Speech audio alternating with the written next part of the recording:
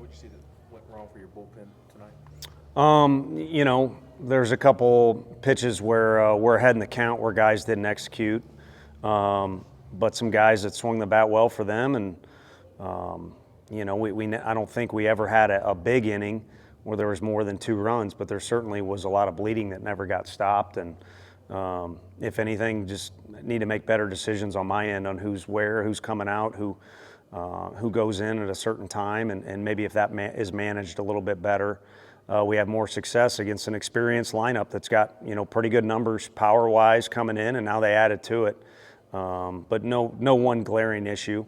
I think there's been times where the offense feels like things are generous on the other side, and yet you don't see any complaints from the other side because maybe we haven't taken advantage of that, if that's the fairest and best way to say that. So maybe they could have observed what's going on in the game a little bit. Somewhat quiet stretch from the offense these last few games. Is there any common theme you've seen there? I think repeated mistakes, whether it be a guy going 3 at-bats in a row, kind of making the same mistake, whether it's out front against a certain pitcher or chasing up against a certain pitcher, and then with runners in scoring position, maybe not just having a specific plan. I'm saying it from my standpoint, and they have offensive meetings out there in the outfield, but we're kind of at this point of the season where you can't just get up there and wail away and hope good things happen. You got to have a specific plan, whether it's moving a runner over or just something you're trying to get done. And a lot of times when you're just trying to get the small thing done, you kind of get the big package or the pleasant surprise, so to speak. But again, kind of in that area too. No one specific thing. Coming back as an extra base hit, he's been seeing a little bit more time here lately. What's been different about him to get those opportunities?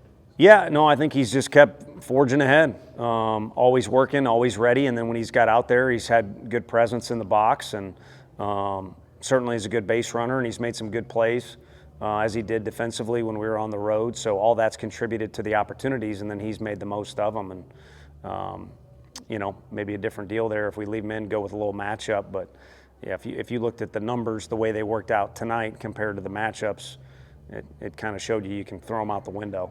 Sometimes those are a little overrated when you're dealing with basically kids. How would you assess Snead's outing? Really good. I mean, he put in some extra work with Frank. I just mentioned to John, he's been out there often the last 2 weeks, but he hasn't been taxed at all. None of those outings have been lengthy, and early in the year his pitch count was built up to where essentially he could go close to 100 pitches for you. So I think it's good for him to keep adding experience, adding reps, working on things on the days in between because he hasn't been taxed. So I think he's in a good position to, to make a run here as we go on, down the home stretch of the season. He's kind of been involved as much as you possibly can. But again, I don't think he's been taxed where, his best bullets maybe aren't ahead of him. Anything he was specifically working with Frank? I watched the video. I was on the road, so all I did was watch the huddle video, and I spoke with those guys a little bit, but I honestly don't know, which maybe I should educate myself. Do you tell the team anything specific after a night like tonight to make sure it doesn't carry into the weekend? Well, you don't. I mean, it's going to carry into the weekend, so it's kind of because it's too quick. If you're responsible, you need to pack tonight because, you got nutrition and, school to some extent for guys and lifting. So you got all this stuff going on. So, and while you're packing, or even just while you're taking your jersey off, there should be some level of frustration. So how do you want to use it? I think it's a little bit different if you play Tuesday to Friday as far as carryover goes, or if we were able to practice on our own field tomorrow and kind of have a conversation that way. But it's go time tomorrow afternoon. Jump on that plane, and you think you're playing a hungry team whose record doesn't state the talent they have. What do you see this weekend? Does the leadership in that dugout give you some extra confidence that they will kind of flip it pretty quickly and then move on to Florida? Yeah, they're going to need to. That's a fun thing about baseball is in our league too. You consistently have challenges. They're new ones, and they pop up every day. So I've got complete confidence in those guys handling all kinds of stuff, but that doesn't guarantee anything. It was our first Thursday to Saturday series, and our guys handled it with a bang. We start off the series Thursday night with our best game of the weekend. But that also means you got your first Sunday to do whatever you want to do, go to a hockey game or do whatever. And then does that kind of throw you out of your Monday routine, and does that bleed into Tuesday where you don't get some things done and maybe you don't show up to the park with similar focus that you would when you're in kind of that routine. So the leadership is there. There's no question. But the execution that's an everyday challenge. What's gone wrong for Binky these last couple of outings? Just kind of cutting the ball, and internally, I don't have any answers for you. I know they've had discussions, and you don't see a guy that's rattled or nervous or moving faster or changing routines or things like that. But certainly the crispness of the pitches are not the same, and there's often been balls cut out of the zone. So maybe too much speaking by me. Because we talk about adding weapons as the season goes on and guys improving, and there needs to be a reset button there and get back to what he was doing when he was a very valuable asset out of the bullpen. A night like this, kind of the difference in this being something that kind of maybe wakes somebody up, or the thing that starts somebody sliding, what's the difference there? Is it just start between the ears? Is it that simple? It's pay attention. It's kind of like what I talked about. I don't have any answers on the offensive end that are real specific, but if a guy is consistently getting our guys out the same way, don't get out that way. To say go get a hit, these three guys didn't get a hit, go get a hit, that's so unreasonable, it's unbelievable. But to say make sure you have an approach that is an adjustment to what's going on that's negative, I think is very realistic. So, as far as tonight's concerned, it should be a painful experience. The food shouldn't taste as good, afterwards, and it's not as enjoyable to talk to your family or friends out here, and not as fun, like I said, to pack and get all geeked up about the trip ahead. But there's really just paying attention to what's going on. There's certain things that led up to the game, and I've got my theories, but the players could put it down on paper better than I can, because again, they're around each other from Saturday afternoon till the final out of this game, and what needs to be adjusted individually and what needs to be adjusted as a team. And again, the pointing it out should be relatively easy, but the execution is kind of up to individuals, and how important is it to you. What have you seen from Florida as you've been scouting other teams this season?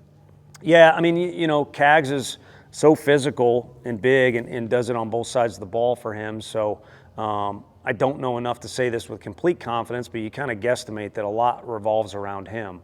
And familiar with a few of the other guys too that have been in the lineup. But I think the biggest thing is, because I've seen some of the arms, and I'm not in a spot where I could speak intelligently enough about this guy's pitch or that guy's pitch, but there's an awful lot of talent sitting there, in comparison to the record.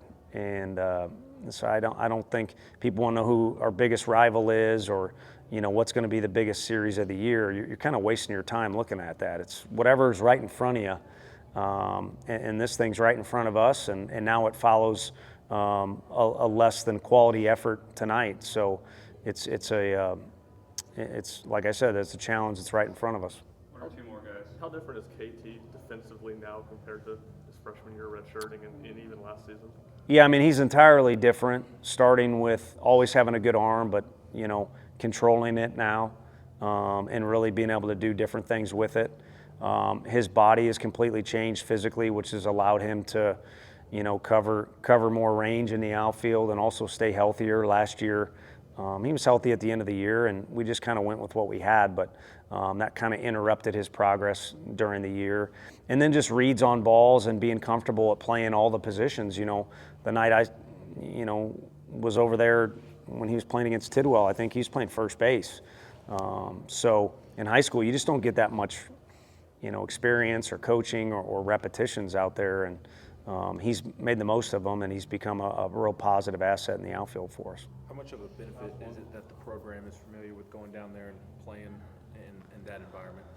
Yeah, I think it's helpful that the stadium, and you kind of know what it's going to look like, because now you can start to visualize, again, what adjustments you want to make from the lead up to this and the duration of it.